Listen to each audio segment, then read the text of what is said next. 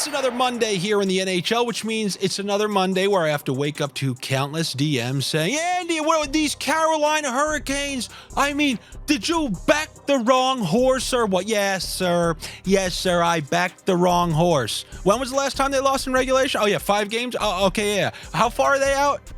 In second place in the division? Oh, they're 2 points out of second place in the division. They must be playing the worst hockey ever. Every single year we hear, oh, those Hurricanes, man, they always lose in the playoffs because they go to the top of the standings and they expend all that energy. And then by the time they get to round 2 of the playoffs, they have no energy. And now what happens?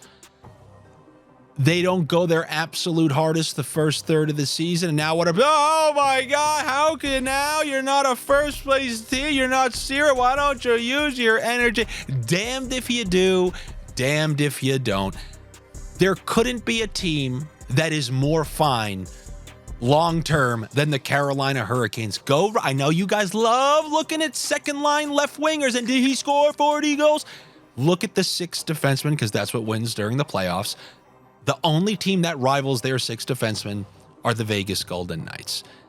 There couldn't be a team I'm worried less about. I will bet any of you $500 that they finish first or second in the Metro and are at least in the second round of the playoffs. You get to round 2, you never know. You can catch a hot team. You saw Florida. They eliminated the team with the most wins in the history of hockey last year. But if you want, you can go ahead and just, back your cool, young, exciting New Jersey Devils who blow 3-goal leads in the third period against Vancouver, and then they come home and lose like 8-1 to the Anaheim Ducks. Yeah, that's a team you want to back. The New Jersey Devils are a glorified Ottawa Senators. They have highly skilled players. They rely on those highly skilled players. But in the meantime, we're just going to give up a ton of chances and power plays and without goaltending, just hope that it all works out. See how that one works out for you. And we saw when an injury-ravaged Carolina team, take this Carolina team, who's not even playing with their starting goalie or Svechnikov. So pluck even more pieces. Pluck Svechnikov off. Take Teravainen out of that lineup. Take everyone that was missing in that second round. And you got the absolute obliteration of those New Jersey Devils. I could not be less concerned long-term. I'm not going to reiterate this anymore. And if I'm wrong about this, I'll join the carless crew who happen to be watching this video. Because defense wins in the long run, and defense usually leads to under, something that we take a lot during the playoffs. You play defense, you win, and you win usually leads to unders, and that takes me to some of my first bets for the night. We're going to start with a team who is on a road trip. They're 3 games into it. This is going to be their 4th game. They got shut out in the first 2. And then they held Edmonton to 1 goal in their own building. This is the Florida Panthers. 3 games on this road trip, 3 straight unders. And we saw a 5-1 win after those back-to-back shutouts.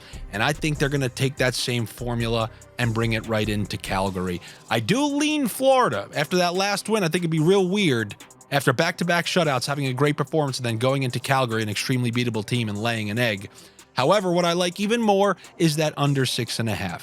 Whether they're being shut out or shutting down the other team, Florida on the road, the ruckus seems to spin down there in Fort Lauderdale. That's where the mayhem happens with those Florida Panthers. We don't see it on the road as much. This is another road game, and look, they held Edmonton, a team who's been scoring in waves, to 1 goal. I think Calgary should be a little easier to handle unless they're asleep behind the wheel. I'm going to go under 6.5 in that one, and I'm leaning the direction of Florida.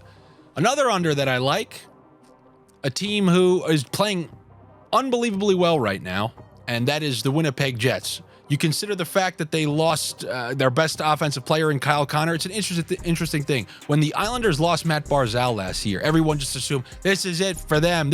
Now they definitely can't make the playoffs.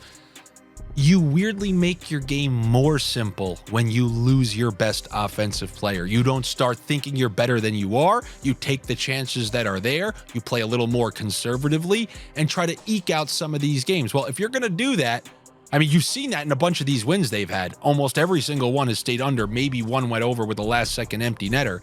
Hellebuck's playing well. They're playing well as a 5-man unit. They've won, 5 out of 6 or something like that. Good spot for them. Obviously a disgusting price, but I like the under 6.5. And yes, we're going to have to bump that up. I like the under 6.5 in this game, unless you foresee Winnipeg blowing, 6-1, and then it's going over. But the fact that they don't have Connor, I think that lessens the chance that Winnipeg's going to truly run up that score at home. I guess we will see. This is an opportunity to take a bet that I've talked about on the Pick and Corner show for a couple straight weeks right now. I keep explaining it on the show so that it's cemented into people's head, because people got it half right after week 1, 75% right after. Now I feel like they're finally starting to understand it. And that is, like, if you like Winnipeg to win, we're going to take Winnipeg to win, or you could even do the under 6.5, either or. Let's say you do like Winnipeg to win, and 2 players who are not on the top line and not on the top power play. 2 line mates. Remember, this was the Anders Lee, JP Pajot type thing when we were betting against them, when they were both on the third line and neither were on the top power play. So we're looking for a team on the road, 2 line mates who are not on the top line or the top power play. You do that with the Montreal Canadiens in this game. You take 2 secondary players, the under on their player point props, with the Winnipeg Jets to win, or if not the Jets, just the under, because obviously the correlation under 6.5 usually means a lot of people won't be scoring. And even if they are scoring, you're looking just to be correct that it's not coming from that line, that secondary power play unit that's getting only 40 seconds of time. So it's one of my snake tricks that I use. You can check out the full explanation on Pickin' Corners on my YouTube channel, which you can access by clicking my name in blue in the title of this video.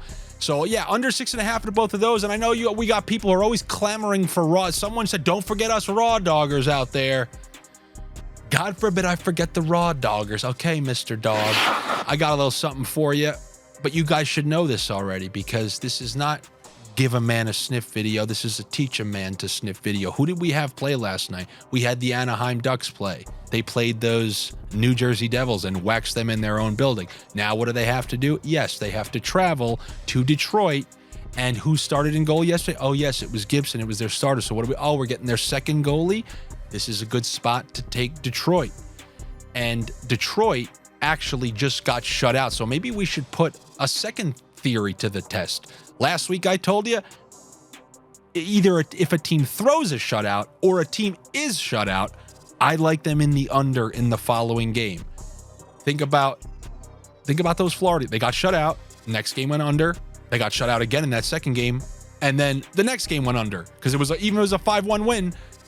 They focused on defense. So that was under, shutout rule complete there. We just saw Detroit get shut out by Philadelphia. Let's test it. Let's go under in this game. It'll give me the under in the Anaheim-Detroit game, but this is a good spot for Detroit. They're facing a team who played last night. They got that win out of their system, and Detroit really needs a win, I think. When you look at those standings, every single point matters. Can't be dropping games to an extremely beatable team like the Anaheim Ducks, who are coming into your building when you lost 1-0 over the weekend. So give me the Detroit Red Wings there. And then another team I feel okay about. Pretty good. They're not going to have Jake Ottinger, but he hasn't played that great all year anyway. That's the Dallas Stars. The artist formerly known as the Cockroaches, the Kraken, are coming into town, but we've stepped on those roaches this year like they're a shell of their former selves. And they're taking that relatively poor record into Dallas. Here's how you know a team is struggling offensively. When you go to the player point props, and the guy with the highest odds, the guy you have to pay the most for, is a defenseman, and that's where the Seattle Kraken find themselves, where Vince Dunn is their highest projected player to register a point. That's how you know your team ain't really lighting the lamp. But Dallas eliminated these Cockroach Kraken, the former Cockroach Kraken, from the Stanley Cup playoffs last year. I always thought that gave you a little mental edge over a team. You eliminated them in that building. They're coming back to their building, not to quote Rounders or anything, but that's like Buckner going back into Shea, and you can Google what that reference is.